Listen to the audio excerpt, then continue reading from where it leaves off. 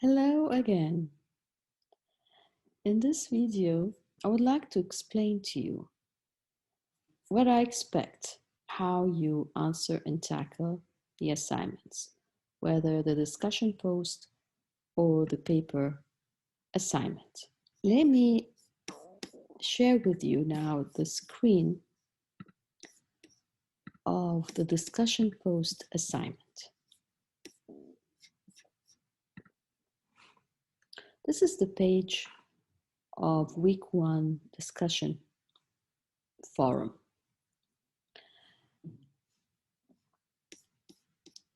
When we come to this page, the important things that we need to pay attention to, what we need to, of course, as you know, what we need to read, and the prompts. As I have discussed and explained in the document about formatting and what I expect, these are the prompts that you really need to pay attention to. Make sure that you answer each one of them.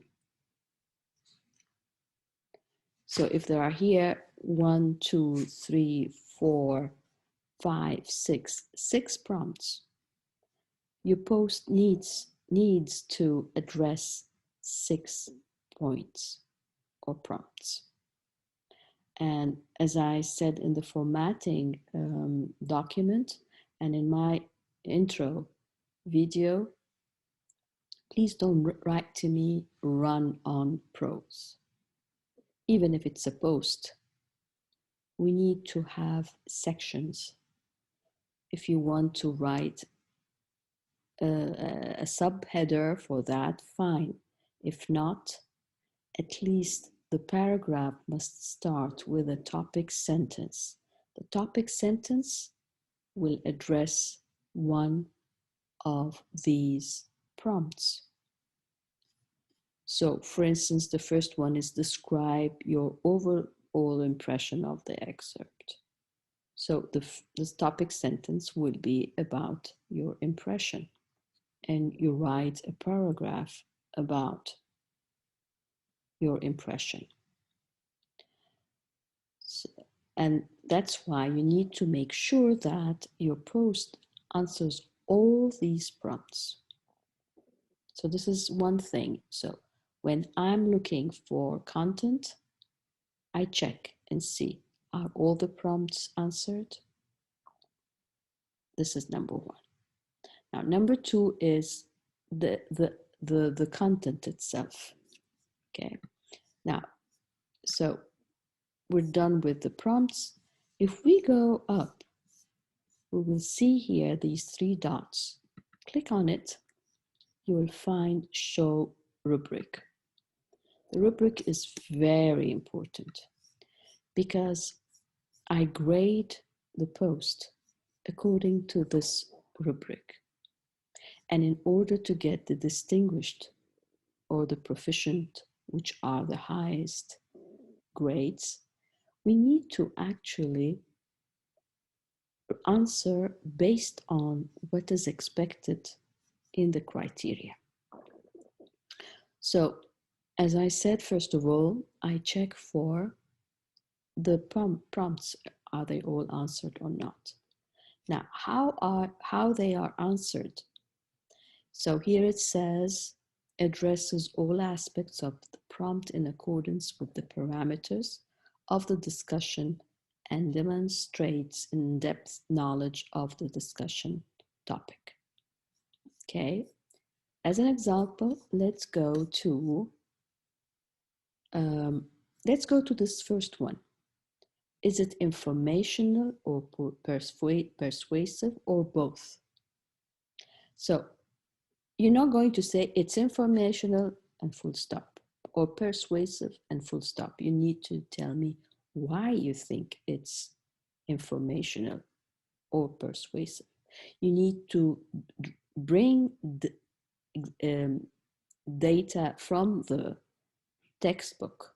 You need to bring explanation from the textbook or the instructor's guidance, why you think it is informational or persuasive. This tells me that you understood the material, you're dealing with it deeply. Okay. Another thing is give examples.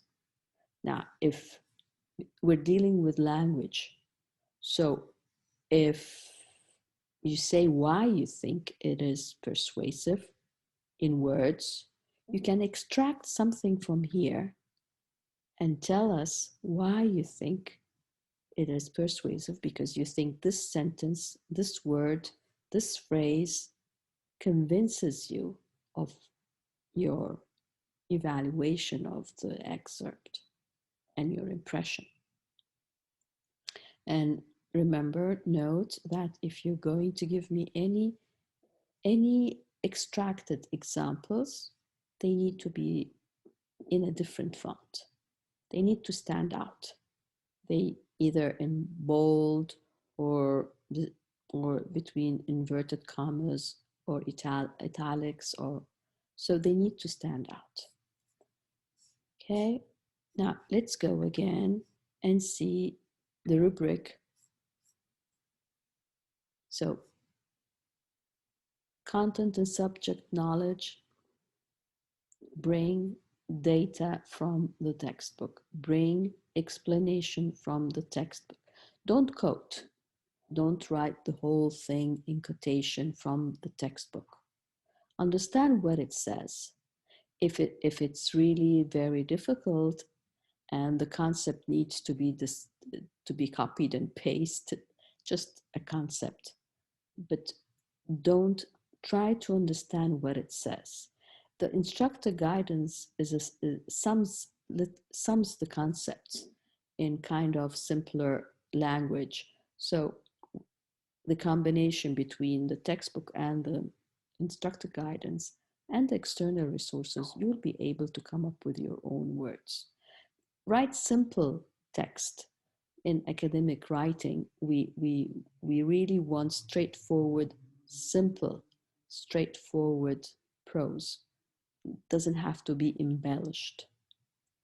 Now, when it comes to critical thinking, distinguish comprehensively explores the ideas, thoughts, and the elements of the topic and provides relevant evidence and information that demonstrates all of the following as applicable to discussion: prompt, clarity, relevance, depth, breadth, use of information, resources, and logic. So this one says that you need to use examples, as I just mentioned earlier. You extract the examples. You extract the examples from the excerpt. You extract the language.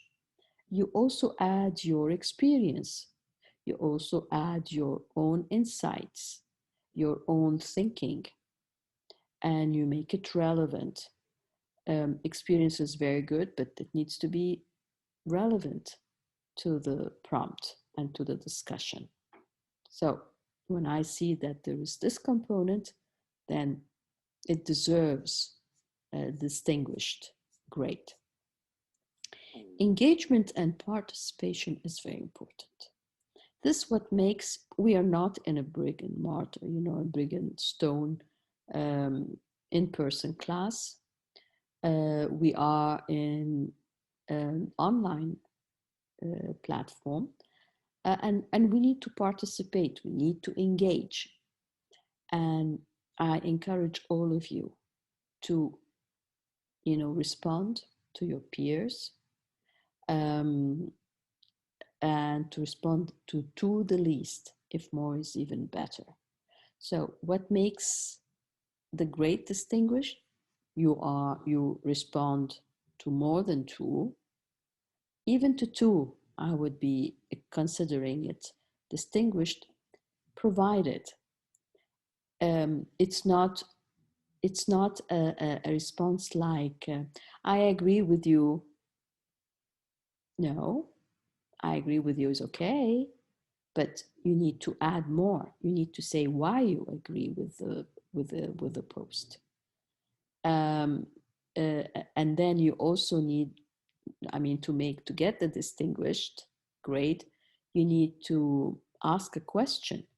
You need to have this, if there is a question that is raised in your mind reading the post, bring it out, say it, have this interaction, have this back and forth. This is very important.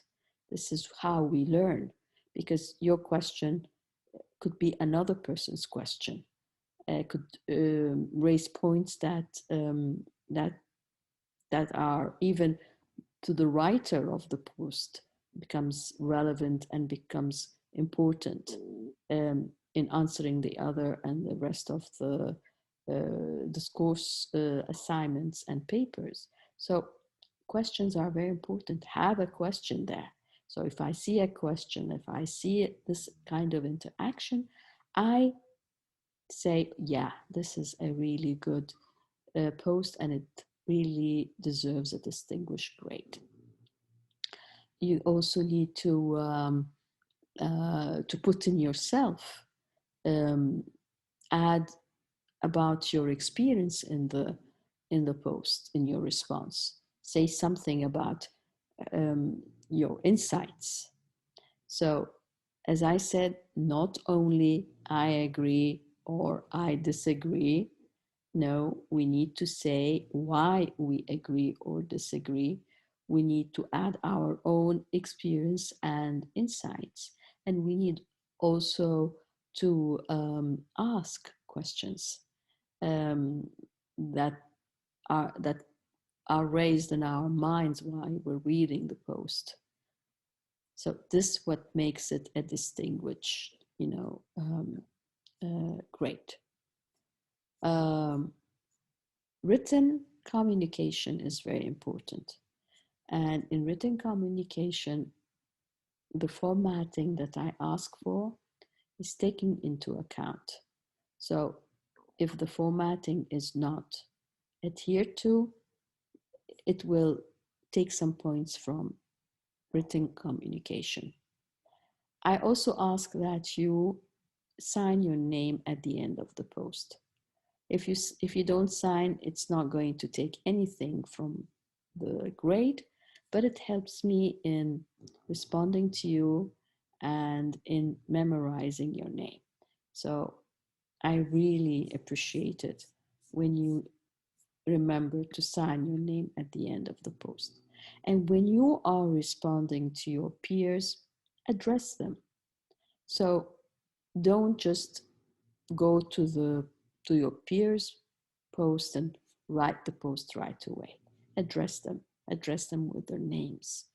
So it's something that, because you're giving value to the person, and it's very important. Okay, so this is about the discussion, forums, and what I expect from the discussion forums. Now, when we go, in this week discussion forum, we need to read the introduction, chapter 4. There is a table that I will bring it on the screen now and tell you what we're going to do with it, and watch this video. And we also have this article by Deborah Tannen. It's about conversation, but it's very important about any kind of discourse analysis. It talks about discourse and frames. It's very important. The frames will come again in week 5, I think, or week 4. And it's important to understand what his frame is. And Deborah Tannen has written this in very straightforward, simple language that puts it in context, makes it easier for us to relate to. About turn taking in any conversation. There is a turn taking in week 2. we will analyze a conversation from a clip, and we can see that turn taking is one of the things that we can observe people how they take turns, and you know, in speaking and claiming the floor. And there's also discourse markers, certain phrases, certain sentences, words like well, you see, and so on. These are discourse markers, and some of these discourse markers are there to change the topic. So it's really interesting. And then speech acts. So do read this article. It explains some basic components of discourse analysis. When this is the excerpt that is in its written form. So if you want to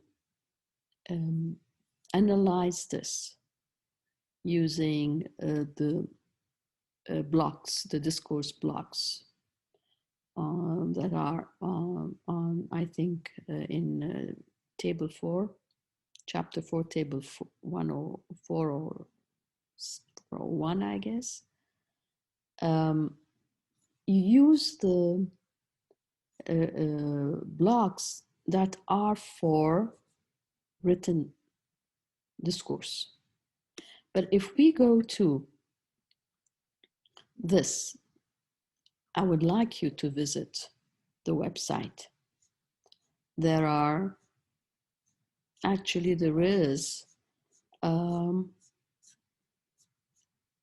is spoken excerpts and spoken discourse. Now there is one about this Filipina, okay? And there is this one also that we need to be prepared to go anywhere. We need to be prepared to go anywhere. It talks about the Marines, okay? And if you are interested in spoken discourse, this is good material to analyze. Now, let me bring that table here. I don't know if it's clear enough, but there are these are the blocks and the units. The ones that are, some of them can be applied to written or discourse. So the sentence can be both written and discourse, written and spoken, close, written and spoken. Now, T unit, a T unit, it's the main clause, embedded or dependent clauses. And these are the effects. These are the effects that we need to understand what they do. When you say, okay, when you say a T unit, the difference between a clause and a T unit. A clause has a subject and a finite verb. A finite verb means a verb with tense. Okay, so it can be present tense, it can be past tense, it can be future, or it can be perfect in any kind of these tenses. And then plus verbal complement. It highlights similarities and differences between oral and written discourse. In written discourse, it's full. It cannot be abbreviated. It cannot be shortened. But in spoken, it can. Okay. So this is like a sentence. Okay, but it is part of a sentence. So I will bring some examples and show you examples, have them in a document so that you can understand the difference. Okay. Over here it says line. It's acoustic. When I see acoustic, I understand right away that this applies to spoken actually discourses and excerpts, because it has this acoustic, rhythmic, so rhythm, okay? Unless, let's say, there is a line that is poetic, then I can really, even in writing, then I consider it if it's in writing. So something that applies to both writing and spoken, but in writing it needs to be poetic. It needs to have this rhythmic quality about it. Intonation unit, it is acoustic, it is spoken. When I say intonation, it is spoken. I cannot go to a written excerpt and extract two things together and say this is an intonation unit, and there's nothing that shows me if the intonation is going up or intonation is going down or it's leveled. We don't see that in writing. We hear it in spoken language. So this is purely acoustic, spoken. Center of interest, okay, this is above. So if we have a sentence and a T unit and a clause and an intonation, intonation is a little bigger, but these are smaller units. We get to a bigger unit.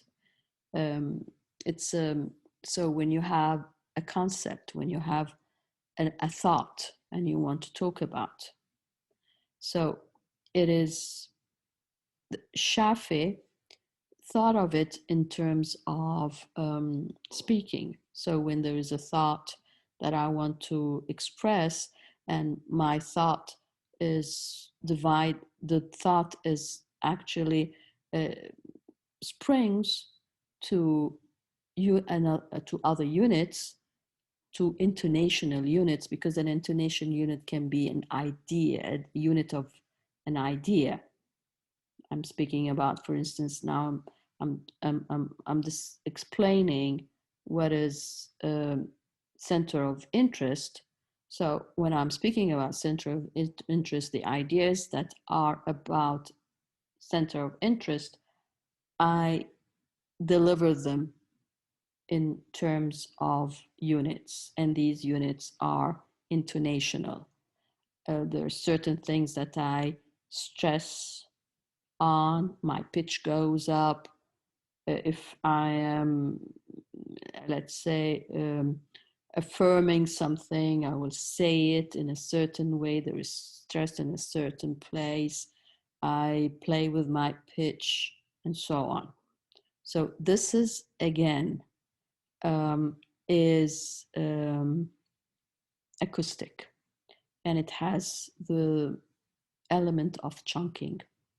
You can chunk these intonational units.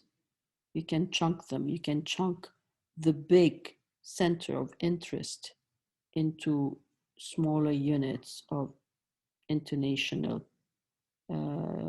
units. An utterance is an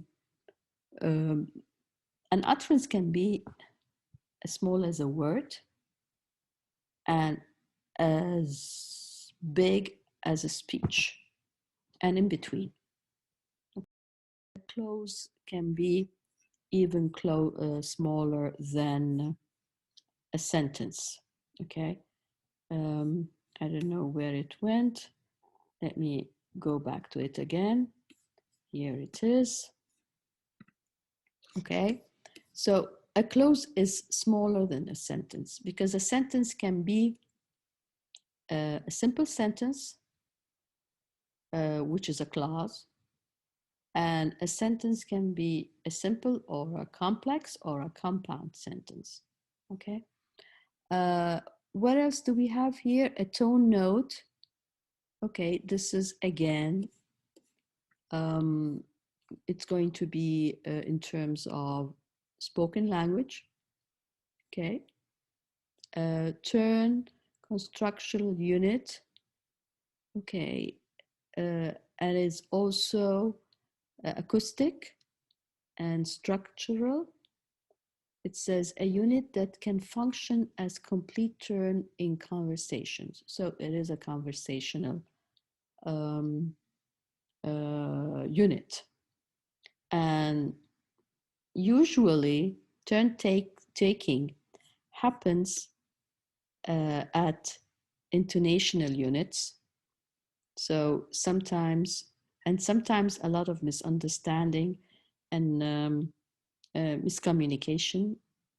A lot of them miscommunication takes place wrongly because of turn taking happening wrongly at an intonational unit. A person would, for instance, speak something and say something, and then take some time to think about the other things that that person wants to say, and instead of inadvertently may use the wrong intonation or wrong pitch, falling or rising or leveled, and the other person would think that that's the end of what the person wants to say and takes turn.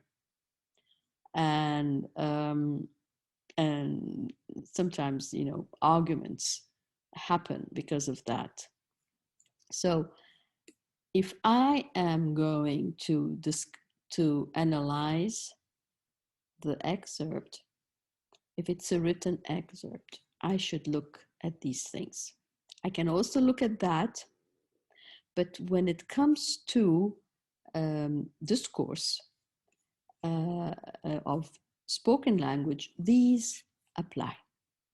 Okay, so if I want and I'm interested, and I would actually encourage you all, I go to this at any time. That's why we need to be very agile. Okay. We need to be prepared to go anywhere. Okay. This is an intonational unit. It is also a clause. It is also a sentence. Okay. At any time. That's why we need to be a very agile force, and we need to be a thinking force.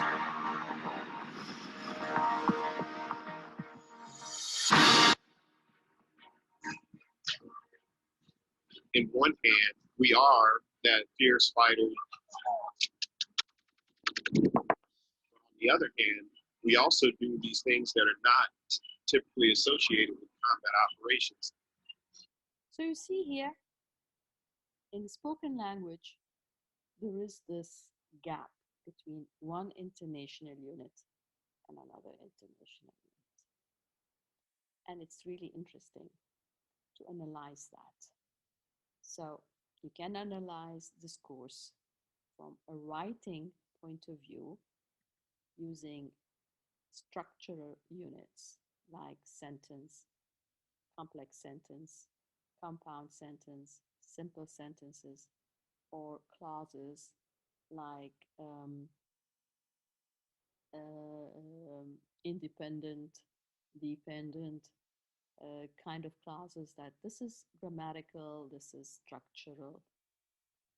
It's also structural when you get to analyze spoken language, but when we come to spoken language, we have additional blocks we use, additional tools we use to analyze spoken language. So that's why if you want to analyze it, analyze the spoken part, go to this website and listen to the video, watch the video. It's really interesting. But when you're doing that, you need to answer the prompts. You need to answer all the prompts. So it's either this excerpt, the written one. If you want to challenge yourself, go to the spoken one, to the one, I mean, the one, either one, the one about the Filipina or the one that I just shared with you. So this is what I expect in tackling the, week one or any week's discussion post. The most important thing that you take from this is that, as I explained in the formatting document, break down the assignment into its prompts, into its proper prompts. Make sure that you answer all the prompts. Make sure you extract examples. Put the examples between inverted commas or in bold. And it's very important. You want to get the distinguished grade, discuss it by extracting data from the textbook. Don't quote the whole segment from the textbook. Explain it in your own words. Use straightforward, simple prose. It doesn't need to be embellished. What was important is that you demonstrate you have interacted with the material, read the material, thought about the material, watched the videos and the external resources, scanned and skimmed the instructor guidance. When you do that, all these things will help you formulate your own way of discussing the concept. So it's not just, it doesn't come in just like that. If you read the book and read the chapter, and that's it. No, it is the more you interact with the learning concept, the more it will stay with you, and you will be able to explain and discuss and talk about it in depth. And also, in order to get the distinguished grade, is respond to your peers.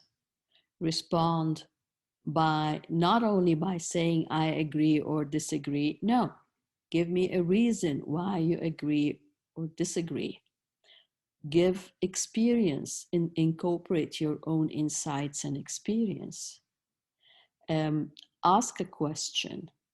Ask a question that is relevant to the point being raised. And last but not least, in relation to the discussion forum posts, make sure that you read all of the, I know you're not going to respond to all of them, but read what your peers discuss, and read my responses to them. I will try and respond to all the posts, but sometimes I find the posts the same, and what I answer here and respond here can apply. So I encourage you all to read my responses to all of the students, to all of you. In my grading, I will give you, I will give you your own, my own reflection, not in the discussion post page, but between you and me, I will give you my evaluation and what and how to improve for the next discussion forum or for an assignment and so on. So this is our discussion forum and what I expect. So what do I need to do here? Okay, discuss your overall impression of the excerpt. You're supposed to be looking for an excerpt and analyze it. Okay. And you need to read this, please. Make sure. Okay. Again, you're going to talk about your impression. So this is repetition of what we did in the, or what you're supposed to do in the discussion forum. Okay, you need to tell me where it is from, give me, situate me, that and supposed to be in the introduction.